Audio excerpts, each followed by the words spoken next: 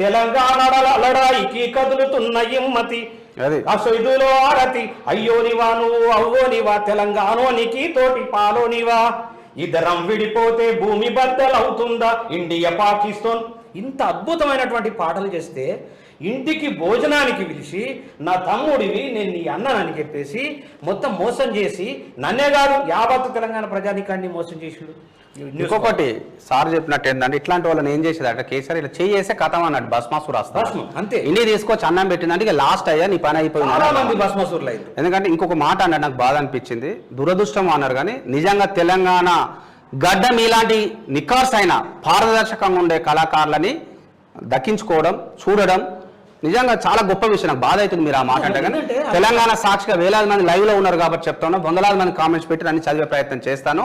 ఇలాంటి వాళ్ళ పోరాట పటిమ ముందున్నారు ముసుగ్గాలు కానీ వెనకంగా ఉన్నది వీళ్ళు.